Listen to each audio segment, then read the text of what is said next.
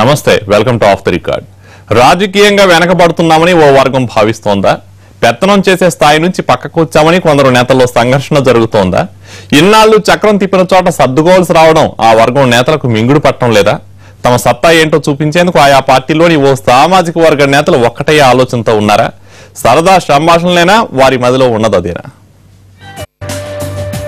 TRS Telangana రాష్ట్ర సమితి పుష్కర కాలం పాటు పట్టువేడని ఉద్యమంతో చివరికి రాష్ట్రాన్నే కాదు రాజ్యాధికారాన్ని కూడా చేజిక్కించుకున్న పార్టీ. రాజకీయంగా మరింత బలపడే ప్రయత్నాల్లో వడివడిగా అడుగులేస్తున్న పార్టీ.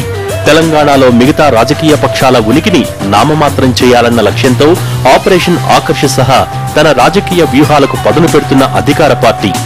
అదే పేరుతో మరో పార్టీ తెరపైకొస్తే, అదే పేరుతో కాకుండా ముద్దుగా అలాగే పిలుచుకునేలా ఆ పార్టీ ఉంటే, సరదా సంభాషణతో మొదలైన ఆయా పార్టీల్లోని ఓ ప్రధాన సామాజిక వర్గ నేతల్లో చర్చకు మాత్రం బీజం పడిందట. తెలంగాణ రాజకీయాల్లో కొత్తగా మరో టీఆర్ఎస్ తెరపైకొస్తే ఎలా ఉంటుందోనని ఓ సామాజిక వర్గ నేతల్లో సరదా చర్చ కాస్త సీరియస్ గానే నడుస్తోందట. అదే తెలంగాణ రెడ్ల సమితి.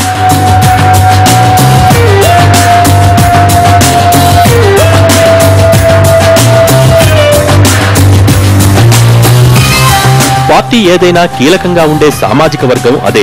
ఇప్పుడు పరిస్థితులు కాస్త అటూ ఇటూగా ఉండొచ్చేమో కానీ మొన్నటిదాకా ఆ మాటకొస్తే కొన్ని దశాబ్దాలుగా రాజకీయంగా రెడ్డి సామాజిక వర్గమే చక్రం తిప్పుతూ వస్తోంది.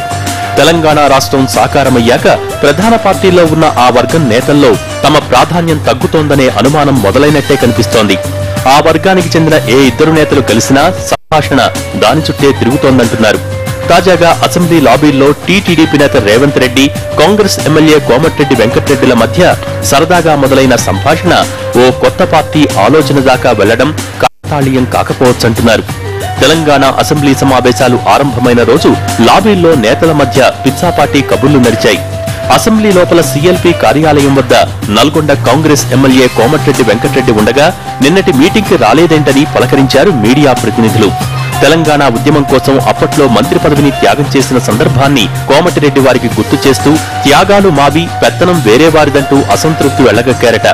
తెలంగాణ పీసీసీ అధ్యక్షుడి నియామకం విషయంలో అసంతృప్తిగా ఉన్న కోమటిరెడ్డి కడుపులో ఉన్నదంతా ముందే కక్కేయటంతో ఈ నిట్టూర్పులు దాని ఎఫెక్టే అనుకున్నారు అక్కడున్నవారు. ఈలోగా ఆ వైపుగా రేవంత్ రెడ్డి రావటంతో ఇద్దరు నేతల పరస్పర పరామర్శలతో సంభాషణ కాస్త రాజకీయంగా ఓ వర్గానికి జరుగుతున్న అన్యాయం కొత్త సమీకరణాల దిశగా మళ్లిందంటున్నారు.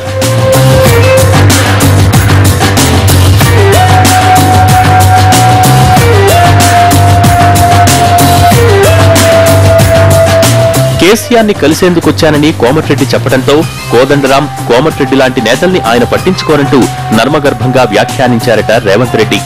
దానికి నిజమేనన్నట్టు కోమటిరెడ్డి తలూపుతూ ఇక్కడ నన్ను అక్కడ నిన్ను పట్టించుకోరనడంతో ఒకే సామాజిక వర్గానికి చెందిన ఈ ఇద్దరు నేతల మదిలోని మాటలు అన్యోపదేశంగా బయటకొచ్చినట్టయింది. తెలంగాణ తెలుగుదేశంలో రేవంత్ రెడ్డి పరిస్థితి కూడా తనలాగే ఉందన్న అర్థం ధ్వనించేలా కోమటిరెడ్డి వ్యాఖ్యానించడంతో సంభాషణ ఇంకాస్త ముందుకెళ్లింది. టీడీపీలో ఓ సామాజిక వర్గం, తెలంగాణలో మరో సామాజిక వర్గానిదే పెత్తనం కావడంతో తమ వర్గం ప్రాధాన్యం తగ్గుతోందన్న అసంతృప్తి ఆ ఇద్దరి మాటల్లో చెప్పకనే బయటపడింది.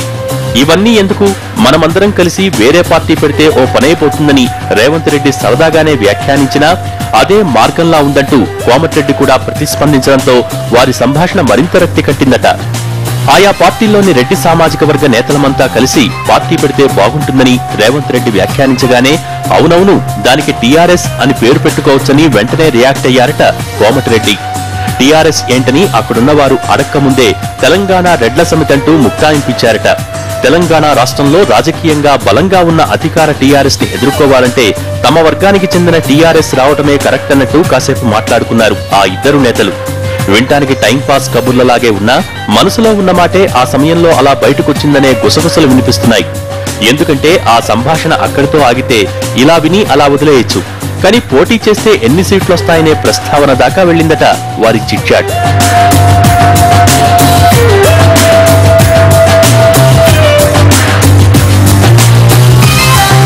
తెలంగాణలోని ప్రధాన రాజకీయ పక్షాల్లో ఉన్న రెడ్డి సామాజిక వర్గ నేతలంతా ఓ వేదికగా ఏర్పడి కొత్త పార్టీ పెడితే ఎంత లేదన్నా 30 నుంచి 40 సీట్లు నమ్మకంగా వస్తాయని అప్పుడే అందాజాగా లెక్కేసేశారు కోమటిరెడ్డి, రేవంత్ రెడ్డి.